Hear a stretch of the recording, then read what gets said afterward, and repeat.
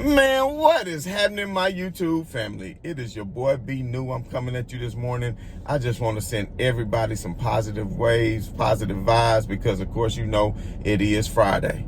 It is Friday, so there's a lot of negativity going on in the world, but we want to just focus on positivity. So I just want everybody to know, if you believe it, you can achieve it. You better manifest your dreams and your goals. So trust that and believe that. But anyway, it was a lot of games that happened around the association yesterday. But we're going to start off focusing on the main one that everybody is talking about. Now, it wasn't on the TNT doubleheader last night. It was not on the TNT doubleheader, so you might not get a chance. But I'm pretty sure everybody saw the highlights. And it was the Washington Wizards going against the Denver Nuggets. And at the end of the game, the Wizards were up by 2 points. And since they were up by 2 points, they missed the layup. And luckily for Denver, the ball squirted out to them to lead a four-on-one fast break. A 4-on-1 fast break. So I know a lot of you didn't see the game. I'm pretty sure you saw the play as they discussed it on TNT post-game last night, and of course on SportsCenter, and of course on Twitter and all around the internet.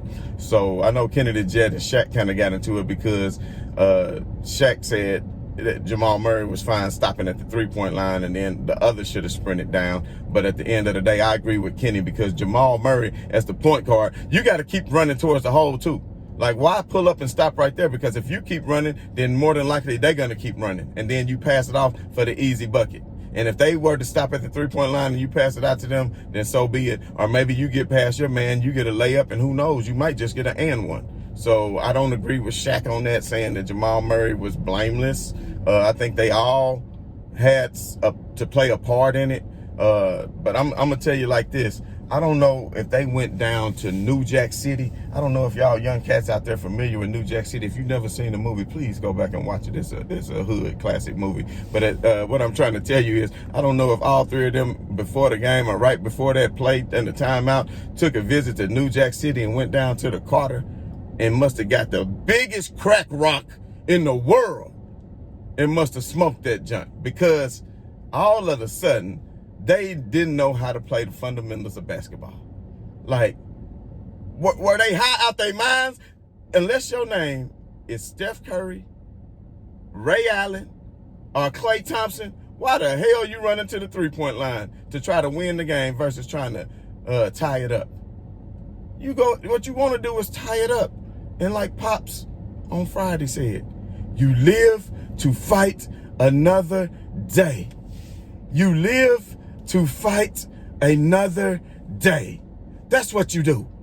So I don't understand what they was thinking. So I agree with Kenny the Jet that Jamal should have kept running. Don't stop at the three-point line. You got to keep going and force them to go. Like I said, you could have got the and one and got a three-point play. If you got past your man, who knows? You don't just pull up and stop at the three-point line. But anyway, for everybody that didn't notice, that's the Wizards. They done won like 7 out of the past 9 games now. So the Wizards done won like 7 out of the past 9. So everybody better start paying attention. Now everybody wants to say what a horrible loss that was for the Lakers the other day when they lost to the Wizards. But like I was telling everybody, if the Wizards had a bench, they'd be good. But I'm going to tell y'all something right now. Don't be surprised with the way Westbrook and Beal are starting to mesh together and starting to figure some things out. Don't be surprised if they can make their way up to that 8th seed. And don't forget that there's play-in now from the 7th through the 10th seed, I believe. A play-in game to see who gets to get that 8th seed for the playoffs. So there's play-ins now. So all really Washington got to do is get up to the 10th or 9th spot in order to be able to get to the playoffs. And they might mess around, and this would be a good one. And I'm not trying to predict the future because I know it's way too early, but this would be a good one. The Washington Wizards against the Brooklyn Nets in the first round. The Washington Wizards against the Brooklyn Nets in the first round, because I don't know what it is about Durant and Westbrook every time they play, but it's hella entertaining. And y'all know why, because everybody who know anything about basketball know what kind of history that they have against each other, and you just never know. I think it'll be a hell of a series for a first round matchup. But anyway, that moves me on to the next game that I want to discuss, was the Brooklyn Nets. And of course, they won 8 in a row, and they being the juggernaut offense that they are right now, I got them pretty much in the power rankings as the #1 team in the NBA right now, just because of their offensive prowess and just because the Lakers are down a few players right now. and the bench is not playing well, and they on a bad streak. So right now I do have Brooklyn pegged as number one just because of their ability on the offensive end of the ball and what they've been able to do without Kevin Durant. Just because you have someone like Kyrie Irving and someone like James Harden who's more than capable of putting up points. So think about that. On one team, you got 2 MVPs and 2 scoring leaders, scoring champions. James Harden has won the scoring champion. Kevin Durant has won the scoring champion. Both of them have been MVPs of the league. I might need to look that up to see if has that ever happened in the history of the league. Have you ever had 2 scoring champions in one starting lineup, both of them in their peak and their prime on one team? I'll be interested to know that. If y'all can find that out for me, put that in the comments. If not, I'll find out on my own. But we all work together over here, so we all know that. But that was the perfect segue from the Wizards to take me into the Brooklyn Nets. But I won't discuss that too much because they really put the beat down. They really put the beat down on Orlando Magic last night, and that's not anything to be surprised at. I mean, their last game and their next couple of games is not against too hard of opponents. So I'd imagine that they are going to extend that win streak to probably about another 12 or 13 games before the All-Star break. But that leads me into Philly, because everybody think that Brooklyn is that number one team, but I think Philly is right up there with them with the way Joel Embiid is playing, the way that Ben Simmons is playing, and just as a whole, the way they are meshing together, what Dwight Howard is doing off of the bench. Of course, Danny Green is doing what he does on the offensive and defensive end of the floor. So I think Philly is a very well-rounded team, and you can see that by what they did to Dallas last night. So everybody knows that Dallas is a pretty good team, but they just don't have what it takes normally to finish off very good teams at the end of the game. And of course, they've been a little bit hampered with injuries too. But of course, Philly took care of business last night. And all of this is also helping the Los Angeles Lakers remain in third place in the West, because they took that 4-game slide that we all know about. But won't discuss too much of that Philly game because it was pretty much a blowout. And Embiid did his thing, and the Philadelphia 76ers did their thing to continue to stay and remain at the top of the Eastern Conference standings, and also to handle their business against Western Conference teams. And that lets you know that the Philadelphia 76ers are no joke.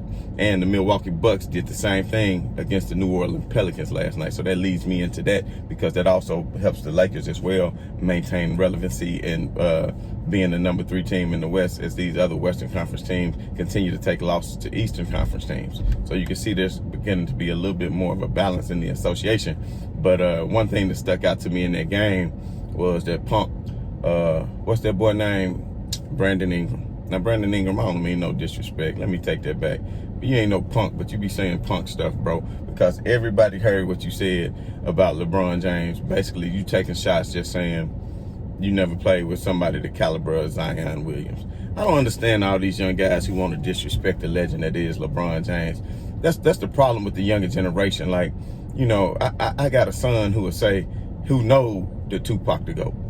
I got a son who knows that and he respect that. But I got another son who say he won't even listen to Tupac. He say it's trash. He won't even listen to it. But that's the part. You can't disrespect what came before you, because that's what paved the way for you. That'll be like me. Like, I grew up to my pop's music. You think I didn't listen to Bobby Womack and Sam Cooke? And I don't know about the legend of Al Green, Isaac Hayes. You understand what I'm saying? Even with early hip-hop groups, you think I'm going to disrespect what LL Cool J did for the hip-hop and change the game for hip-hop? You don't do that. But Brandon Ingram, you just don't seem like you show the proper respect when it's due. And we all know that he played with LeBron James. And of course, he felt like, and I want to say this in an early video earlier this year when Brandon Ingram was playing against LeBron, he always come out and plays his hardest every time he faces a LeBron James team, because he felt like LeBron James got him put out of town. But the thing is, he didn't respect LeBron. And I used to notice when they played together, LeBron maybe would clap for the ball or ask for the ball, and he would ignore it and try to take over and do his own thing, because he had the attitude. He wasn't like Kuzma, who was willing to learn. He felt like, I could do it all. But ultimately, his attitude is what cost him a championship, because had he would have stayed instead of Kuzma, because I think Brandon Ingram is a hell of a player. Don't get me wrong. I think he is an all-star and he is a good player. And if had he stayed with the Lakers instead of Kuzma, man, they would be really deadly and Brandon Ingram would have a ring. But basically, he gave up on the Lakers. So I want y'all to know when LeBron went down with the groin injury, let's not forget. Now, everybody who talked that stuff saying, oh, LeBron couldn't carry a team. Now look at him now. He's not carrying the team. Oh, when he had Lonzo Ball, Brandon Ingram, and Kuzma. Man, let's not forget, y'all. They were the 4th seed.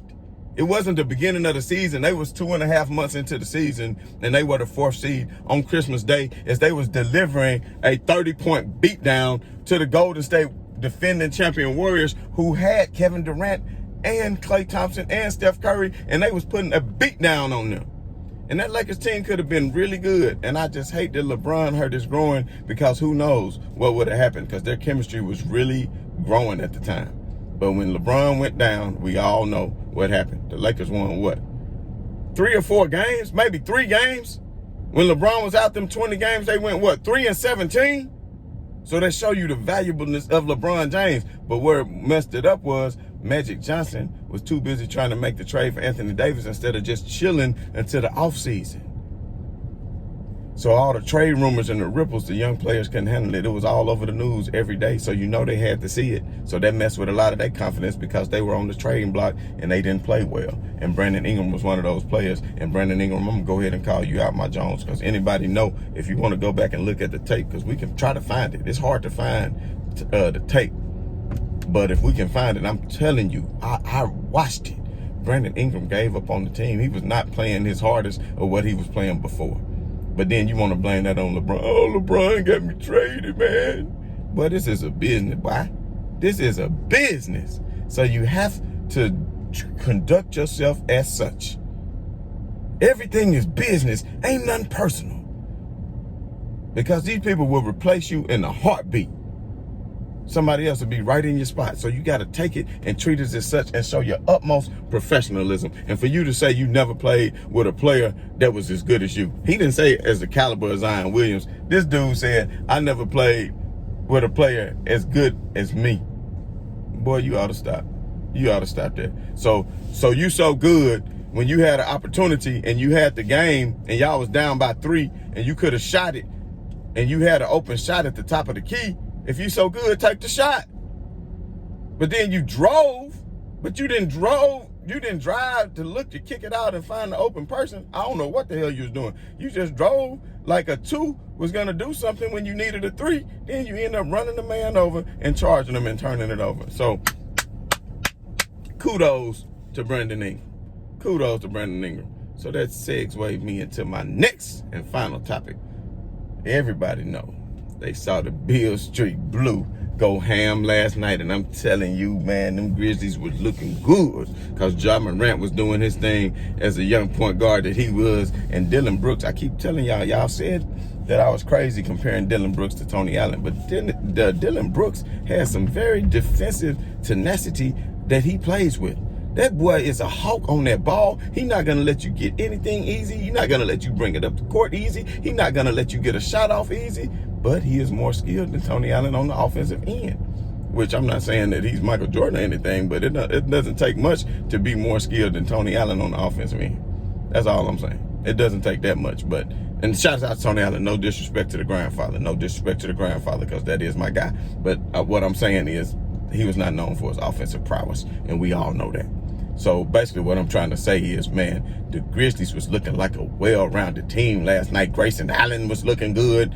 Ja Morant was looking good. What's that big water jug head? Kyle Anderson was looking good. You understand what I'm saying? The defense was looking so nice. But I don't want to hear any excuses about Paul George on a minutes restriction or whatever. Man, you still played 20 minutes. Kawhi, you was there the whole game. We had you looking silly. But at the end of the day, it's kind of like with the Lakers. Just before All-Star break, people have a chance. They trying to get their legs back under them, maybe catch a little break. Maybe they took a night off. But as we all know, the Grizzlies missed a lot of games at the beginning of the season due to COVID. So they're playing a lot of makeup games. So what you're going to see tonight is something that you would never see normally in the NBA. You've seen some back-to-backs where they have a 1-1 and they might play each other here. Then they fly back and they play each other at the other stadium. But the Memphis Grizzlies will be taking on the Clippers again tonight, downtown Memphis at the FedEx Forum, and they are starting to let people in attendance. It was roughly about 1,400 people in attendance last night, and Ja Morant and the Memphis Grizzlies put on a show. The defense was looking so good, and I'm telling you, Valanciunas was looking real nice against Serge. They was having their own little battle, and Valanciunas is actually capable of hitting three right now. And at one point, he even used the left hand, faked it, spent around, and used the left hand. Man, I'm telling you what, I kind of turned away from that Pelicans game while I was watching the Grizzlies, because, man, I tell you what, the Grizzlies are looking real nice, and you better watch out for them, because they're going to creep up into that 8th spot too, and they'll have a play-in game. And nobody, I'm telling you, nobody want to see them in the first round, because the way they play defense, the way they're capable of hitting threes right now, they just looking real good. And don't forget that Jaren Jackson Jr. is still out. And if he comes back this season, I know a lot of people saying hold him out for the season. I don't necessarily agree with that, because especially if y'all got a chance to make a playoff run, man, you just never know how you can get hot, just like teams did in the bubble. And speaking of the bubble, this is my last segue into the end. Speaking of the bubble, if you notice, all the teams that made it to the Final Four in the bubble, who played the longest, who only had the 70-some day break, the Miami Heat, Boston Celtics, the Lakers, and the Denver Nuggets. All those teams except for the Los Angeles Lakers are hovering around 500. Look at Denver, barely holding on. The Celtics, not been looking good as of late. Miami, real slow out the gate. But the Lakers lost 4 in a row, and they still number 3 in the West. And that's because of LeBron James. So don't ever get it twisted and think that LeBron has fell off, y'all. Don't think that. So everybody who talked that trash, I'm so tired of idiots talking about Jordan never lost 3 in a row. Man, okay, I know Pippen was out and they struggled. They might didn't lose 3 in a row, but they struggled mightily and even got whooped by the lowly Clippers, who were terrible at the time, and when Rodman was gone. So remember that. So everybody talking that trash, when Pippen was gone, Jordan had that such and such record. But when Rodman was gone, they was getting their ass whooping Rodman and Pippen was gone. So if Jordan didn't have Rodman and Pippen, he would have lost. But Jordan flew out to Las Vegas and begged for him to come back. I'm going to have to make another video about that. I'm tired of this stuff, man. But I got work to do. I got to call. I got to get on. I got things that need to be done. Even though it's Friday, it's Fly Day. And I'm clocking in. Shouts out to Player Fly, the real king of the South. If y'all young cats don't know who it is, go look him up and maybe listen to him. All hail to the king of the South. But I'm going to tell y'all something. Right on to the real. Much love to the haters, man. Y'all keep it coming. Keep showing love. I want y'all to know my TikTok video went viral. My original video that went viral is now on TikTok, and they sharing it, and people out here getting paid off me. If y'all see my video on TikTok, please go to the comments and tell everybody to tune in to my YouTube page. Please do that for your boy. We're trying to start a movement. We got things to come, but anyway, right on to the real. Much love to the haters. You know I'm out.